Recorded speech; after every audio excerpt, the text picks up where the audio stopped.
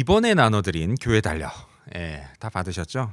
혹시 못 받으신 분들은 이번 다음 주일에 오시면 꼭 받아가시기 바랍니다. 자, 그 교회 달력을요 찬찬히 살펴보면서 이런 생각을 했습니다. 어느덧 연도수가 2022나 됐구나.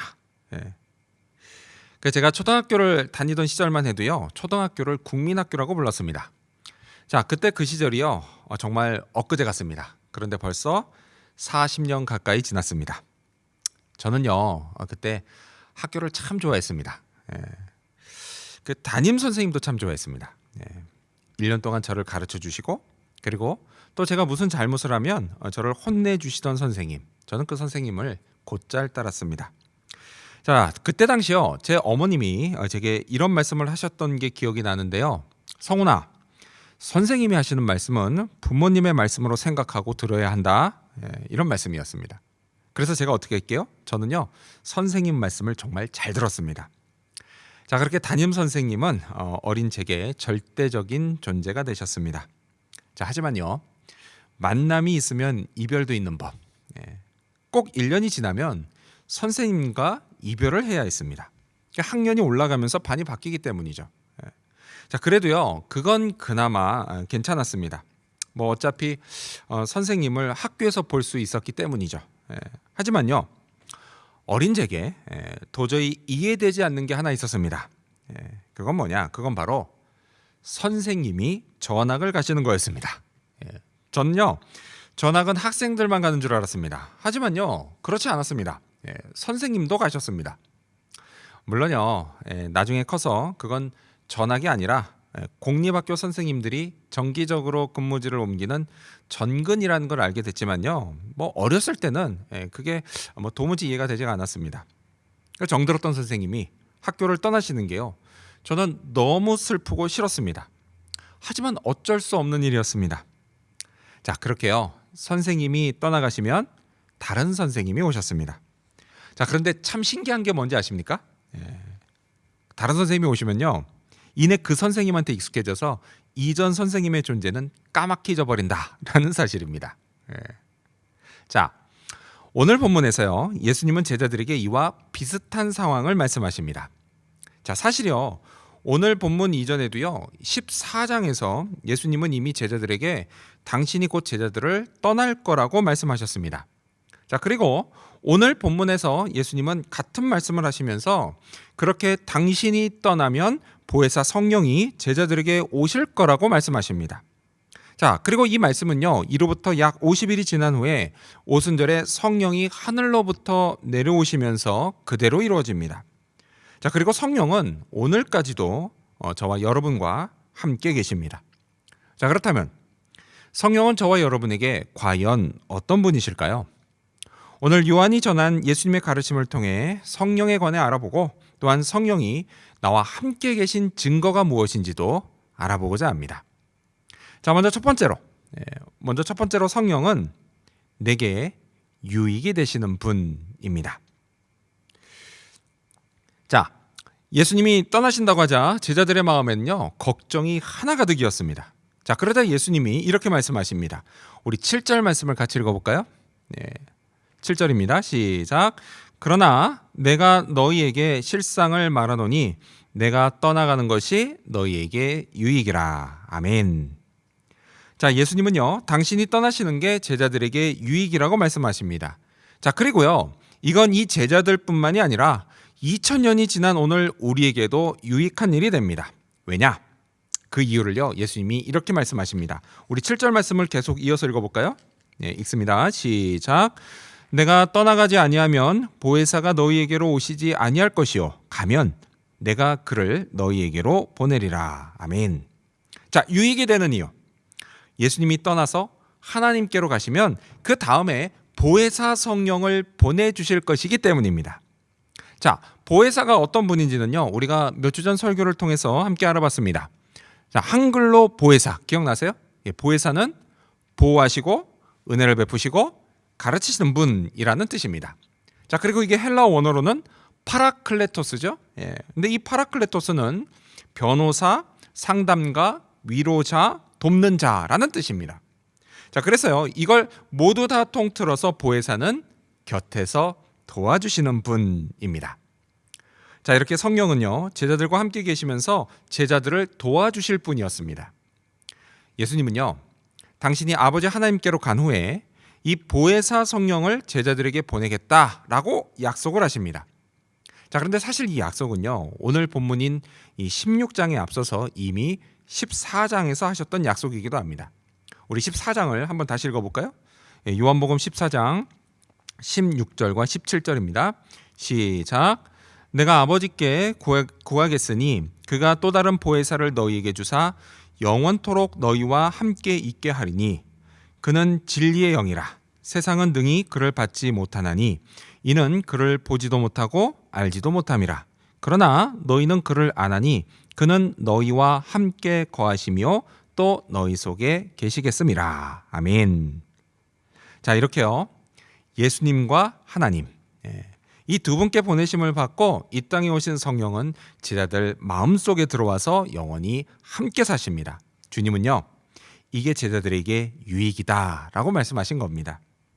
자, 그런데 여러분, 사실 제자들 입장에서 보면요, 아무리 성령이 좋다 한들 예수님이 직접 함께 계셔 주시는 게 더 유익한 것일 수 있습니다.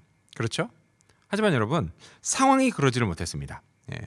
예수님은요, 성부 하나님이 태초에 계획하셨던 십자가를 통한 인류 구원의 뜻, 이걸 이루시기 위해서 제자들을 떠나셔야만 했습니다. 즉 이별은 뭐예요? 숙명이었습니다. 자, 이런 상황에서 성령이 오신다라고 하는 것, 그건요, 제자들에게 분명 유익한 일이었습니다. 성령이 오시면 그 후로는 결코 제자들을 떠나지 않고 마음속에 영원히 함께 계실 것이기 때문입니다. 자, 또 제자들은요, 예수님께 하나님의 말씀을 배울 시간이 고작 3년밖에 없었습니다. 자, 하지만 성령이 오시면 성령은 제자들이 죽을 때까지 하나님의 말씀을 가르쳐 주실 것이었습니다. 자, 또요, 인간의 몸으로 존재하신 예수님, 그 예수님은요, 인간의 몸을 입고 있다 보니까 시공간의 제약을 받습니다. 자, 그렇기 때문에 제자들이요, 예수님과 항상 함께 있을 수는 없었습니다. 자, 하지만 영으로 존재하시는 성령은요, 이런 제약이 없기 때문에 제자들이 언제 어디서나 함께 있을 수 있었습니다. 자, 이런 이유들로 예수님은 당신이 가고 성령이 오시는 게 제자들에게 유익하다라고 말씀하셨던 겁니다. 그리고 그 성령이 오순절에 이 땅에 임하셨습니다. 그리고 이후로 모든 시대, 모든 사람들 중에 예수님을 구주로 믿는 사람들의 마음에 성령이 들어오셨습니다. 이건요, 오늘 우리도 마찬가지입니다. 성령이 오신 건요, 분명 우리에게 유익한 일입니다. 성령은요, 오늘 우리의 마음에 살아계십니다. 늘 보혜사로 함께 계시면서 우리를 보호하시고 은혜를 베푸시고 가르치십니다. 변호사와 상담가와 위로자가 되어 항상 우리를 도와주십니다. 혹시 여러분, 지금 이 코로나 상황이 앞으로 이게 어떻게 될지 몰라서 불안하십니까? 그렇다면요, 나와 함께 계신 보혜사 성령을 의지하며 기도하시기 바랍니다. 그러면 우리의 불안한 마음을 성령이 붙잡아 주실 것입니다. 위로해 주시고 힘을 주실 것입니다. 내일의 소망을 주실 것입니다. 또한 성령은요, 우리에게 하나님의 말씀을 가르치십니다. 우리는요, 예수님의 이 제자들처럼 예수님께 직접 배울 수는 없습니다. 그렇긴 하지만 예수님이요, 성령을 통해서 우리를 가르치십니다. 우리로 진리를 알게 하시고 또 그 진리를 따름으로 하늘에 속한 좋은 것을 축복으로 받게 하십니다. 이 축복은요, 이 코로나 상황에서도 변함없이 우리에게 임합니다. 따라서 여러분, 예수님이 제자들을 떠나 성령을 보내주신 것이 오늘 우리에게도 큰 유익이라는 사실을 믿어야 합니다. 보혜사 성령을 믿어야 합니다. 성령이 안 보인다고 안 믿으면 안 됩니다. 또요, 이해되지 않는다고 안 믿어도 안 됩니다. 여러분, 성령은요, 보여야 하고 또 이해되어야 할 대상이 아닙니다. 성령은 믿음의 대상입니다. 이 믿는 자에게 성령이 역사하십니다. 그래서 성령의 역사를 체험하면 영의 눈이 떠지고 지혜가 밝아져서 마침내 성령을 보고 이해하게 될 것입니다. 저는요, 여러분 모두가 성령의 눈뜨기를 바랍니다. 이를 통해서 내게 유익을 주시려고 성령을 보내주신 우리 주 예수님께 감사하는 저와 여러분이 되시기를 축원합니다. 성령은 어떤 분이실까요? 두 번째로 성령은 세상을 책망하시는 분입니다. 성령은 세상을 책망하시는 분입니다. 자, 예수님은요, 장차 오실 성령이 세상을 책망하실 거라고 말씀합니다. 우리 8절 말씀 읽어볼까요? 읽습니다. 시작. 그가 와서 죄에 대하여, 의에 대하여, 심판에 대하여 세상을 책망하시리라. 아멘. 자, 이 8절 말씀에서 책망하다라고 하는 건요, 원어로는 헬라어로 엘랭크세이입니다. 엘랭크세이.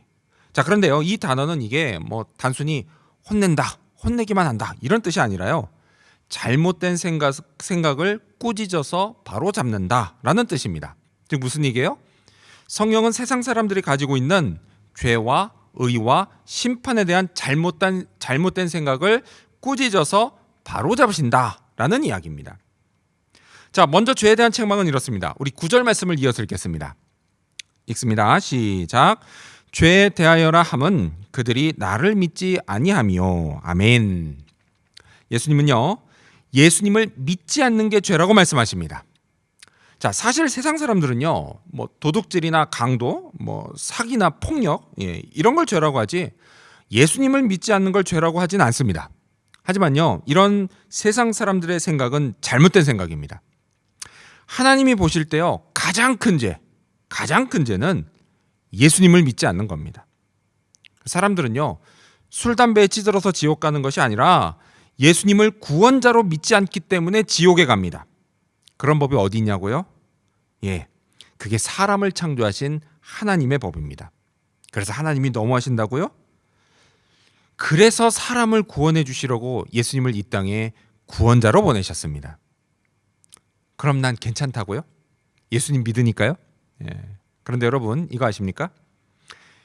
예수님을 믿는다고 하는 건요, 내가 내 자신을 예수님께 완전히 맡기는 것이다 라는 사실을 말이죠. 하지만 사실 우리는요, 예수님께 내 자신을 완전히 맡기지 못할 때가 많습니다. 그래 놓고 그냥 다 내가 하려고 합니다. 판단도 내 뜻대로 하고, 결정도 내 의지대로 합니다. 감정도 내가 느끼는 대로 다 표현하고, 행동도 내 감정을 따라서 합니다. 머리로는 예수님이 주인이라는 것을 믿는데 삶의 모습은 그러지 않을 때가 많습니다. 점점 더 예수님을 믿기보다는 내가 가진 것을 믿으려고 합니다. 그래서 돈을 믿고 인맥을 믿고 경력을 믿습니다. 경험을 믿습니다. 이건 역시요, 죄입니다. 그것도 큰 죄입니다. 그래서 성령은 예수님을 아예 믿지 않는 이 세상뿐 아니라 그런 세상에서 살면서 예수님을 완전히 믿지 못하는 우리도 책망하십니다. 자, 또한 의에 대한 책망은 이렇습니다. 우리 10절 말씀 읽겠습니다. 시작. 의에 대하여라 함은 내가 아버지께로 가니 너희가 다시 나를 보지 못하며. 아멘. 자, 그런데 여러분, 이 말씀 한번 보세요. 예수님이 아버지께 가셔서 제자들이 예수님을 보지 못하게 되는 것, 그것과 의가 무슨 상관이 있을까요? 좀 어렵지 않습니까? 근데 여러분, 이건요, 이런 뜻이에요. 인류 역사를 통틀어서요, 의로우신 하나님의 기준에 딱 맞는 사람은 이 땅에 딱 한 명밖에 없었습니다. 그게 누구냐? 바로 예수님이십니다. 자, 그런데요, 이 예수님이 계속 계시지 않고 딱 33년 동안만 이 땅에 사시다가 아버지께로 다시 가셨습니다. 자, 그럼 이제 이 땅에요, 하나님의 기준에 딱 맞는 의인이 있나요? 없나요? 없습니다. 자, 따라서요, 주님의 말씀은 그래서 성령이 이 땅에 오셔서 의인을 한 명도 보지 못하겠다고 세상을 책망하신다라는 뜻입니다. 물론요, 역사적으로 의인이라 불릴 만한 사람들은 많았습니다. 그 아프리카의 성자로 불린 슈바이처 박사님도 있고요, 또 인도의 성자로 불린 테레사 수녀님도 있습니다. 근데 뭐 이렇게 멀리만 계신 건 아니에요, 그런 사람들이. 자, 오늘 우리 주변에도 있지 않습니까? 이런 분이에요. 우리가 딱 보면, 우와, 저 사람은 법 없이도 살 사람이다, 이렇게 생각되는 사람 있지 않습니까? 그랬더니요, 어떤 분이 제게 이런 질문을 했습니다. 목사님, 법 없이도 살 사람, 이걸 세 글자로 하면 뭘까요? 여러분 한번 맞춰보세요. 법 없이도 살 사람을 세 글자로 하면 뭘까요? 정답은 무법자랍니다. 무법자. 완전히 반대 뜻이죠. 웃자고 하는 얘기고요. 어쨌든 그렇죠. 착하고 의로운 사람이 분명히 있습니다. 하지만요, 그건 어디까지나 남들에 비해서 의로운 것이지 하나님의 기준으로 보면 한 명도 없다라는 사실입니다. 자, 의인이 아닌 사람 어떻게 되죠? 결국 심판을 받아 지옥에 갑니다. 이건요, 모든 사람의 운명입니다. 자, 그래서 이 문제를 해결해 주시려고 하나님이 예수님을 사람들에게 보내셨습니다. 그래서 예수님을 구원자로 믿으면 하나님은 그것을 의로 인정해 주십니다. 이걸 다른 말로 칭의 받았다라고 이야기를 합니다. 자, 하지만 세상에는요, 예수님 믿기를 여전히 거부하는 사람들이 있습니다. 누구요? 바로 불신자들입니다. 성령은요, 이렇게 불신자들을 책망하십니다. 또한요, 우리도 책망하실 때가 있습니다. 여러분, 우리가요, 예수님 덕분에 칭의받았다는 사실, 이거 잊어버린 채 마치 내가 남들보다 잘나서 칭의받았다고 착각하면 성령이 어떻게 하세요? 이런 우리를 책망하신다라는 것입니다. 자, 그리고 끝으로 심판에 대한 책망은 이렇습니다. 우리 11절 말씀을 읽겠습니다. 시작. 심판에 대하여라 함은 이 세상 임금이 심판을 받았음이라. 아멘. 자, 여기서 말씀하는 세상 임금, 이 누굴까요? 이건요, 사탄 마귀를 뜻합니다.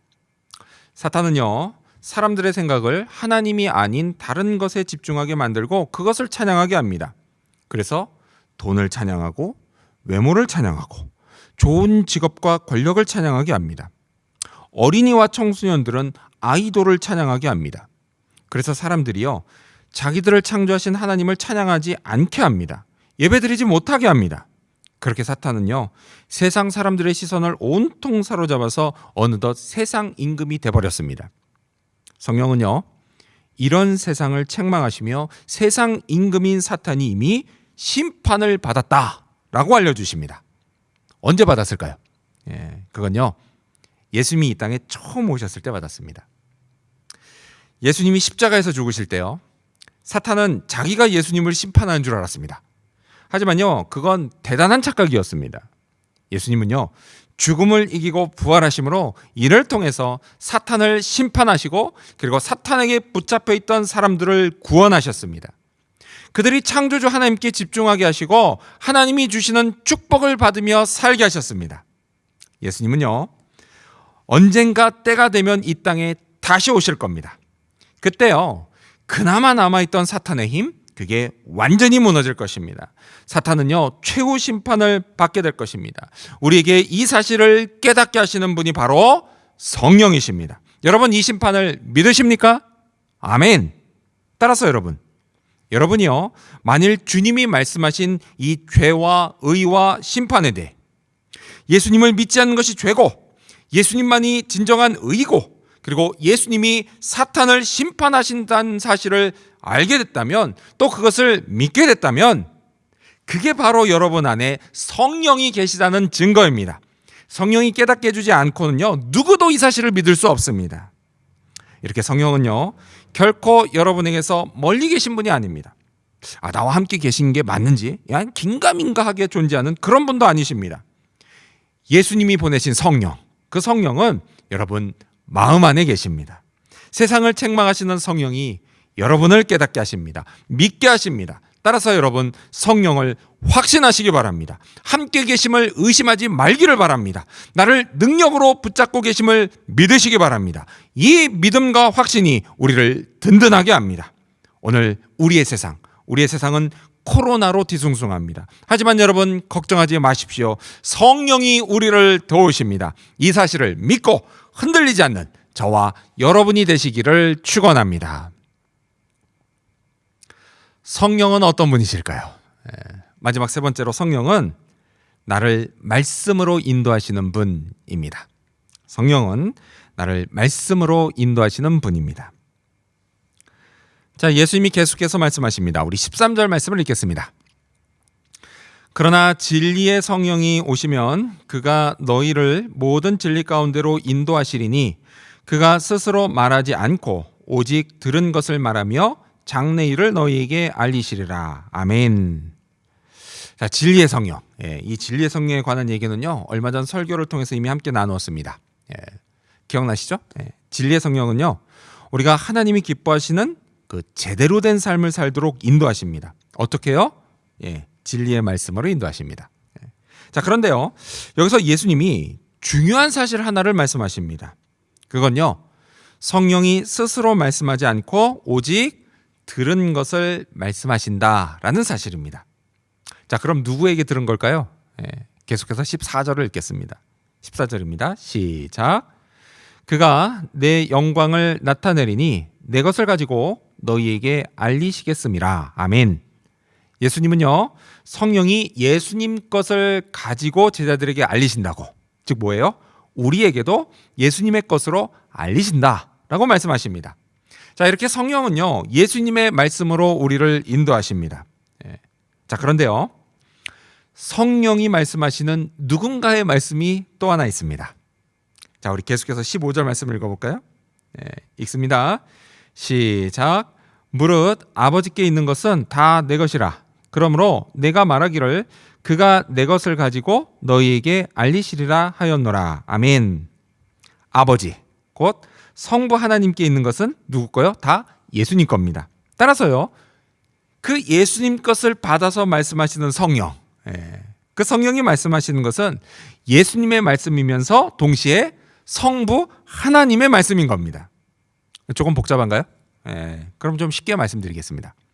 여러분, 우리가 가지고 있는 신구약 성경 66권, 이게 모두 다 하나님의 말씀이면서 동시에 예수님의 말씀입니다. 이 사실을 믿으십니까?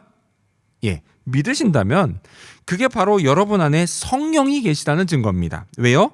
성령이 아니고서는요, 누구도 성경 66권을 하나님과 예수님의 말씀으로 믿지를 못합니다.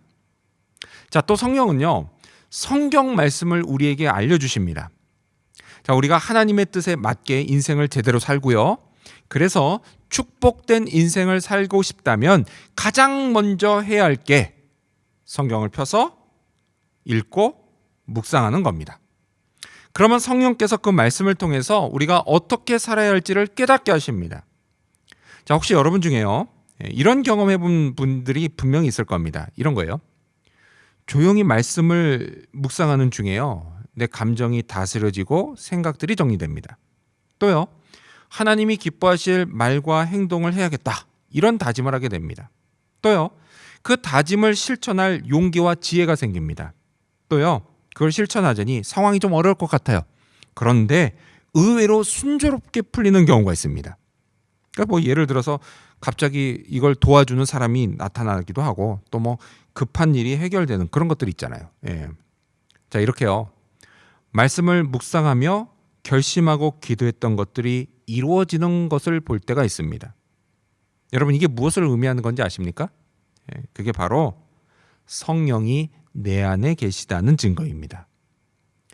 내게 하나님과 예수님의 말씀을 알려주신다는 증거입니다. 말씀으로 내 삶을 인도하신다는 증거입니다. 이런 사람의 인생은요, 그가 어디에서 무엇을 하든지 하나님이 기뻐하시는 진정 가치 있는 인생을 살게 됩니다. 여러분, 우리 그리스도인들은요, 세상이 아닌 하나님의 기준으로 평가받는 사람들입니다. 세상은요, 얼마나 대단한 일을 했느냐, 이거로 우리를 평가하지만 하나님은 그렇지 않습니다. 하나님은 성령의 인도하심을 얼마나 잘 따랐느냐로 우리를 평가하십니다. 그래서 우리는요, 성령만 잘 따르면 됩니다. 그러면 성과는 내가 아니라 성령께서 내십니다. 그게 성령의 열매입니다. 우리를 진정 행복하게 만드는 열매입니다. 잊지 마십시오, 여러분. 성령은 우리를 언제나 하나님과 예수님의 말씀으로 인도하십니다. 따라서 성령 충만한 삶을 위해서 반드시 말씀이 있어야 합니다. 종종 성령 충만을 구하면서 오직 기도만 하려고 하시는 분이 있습니다. 그래서요, 나는 성경은 안 읽어도 기도는 열심히 해 라고 말씀하시는 분이 있습니다. 이와는 반대로요, 나는 기도하는 거는 귀찮고 싫지만 성경만 열심히 팔 거야, 이렇게 말씀하시는 분도 있습니다. 하지만 여러분, 이건요, 둘 다 있을 수가 없는 일입니다. 성령으로 인도받는 성령 충만한 삶을 위해서는요, 기도와 함께 반드시 말씀을 읽고 묵상해야 합니다.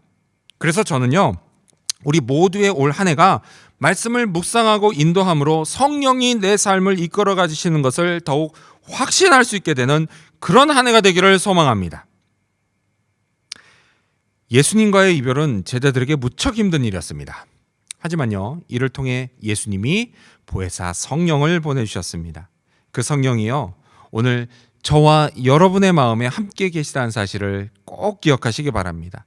그래서요, 오늘 우리를 둘러싸고 있는 이 코로나 상황이 좀 힘들기는 해도 보혜사 성령의 도우심을 받아서 잘 견뎌낼 수 있기를 바랍니다.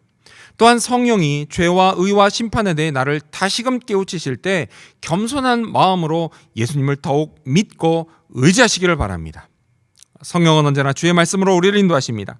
이 말씀과 기도로 현재의 고난을 극복하기 바랍니다. 그래서 우리가 다음 주일에 다시 만날 때 우리를 인도하신 성령을 함께 찬양하고 예수님을 높이기를 바랍니다. 함께 하나님을 예배하고 은혜와 축복을 감사하기를 바랍니다. 이를 통해서 오늘 이 시대의 혼란 속에서도 결코 주눅들지 않고 당당하게 내일을 향해 나아갈 수 있게 되는 저와 여러분, 그리고 우리 지구촌교회 모든 성도님들이 되시기를 주님의 이름으로 축원합니다. 기도하겠습니다.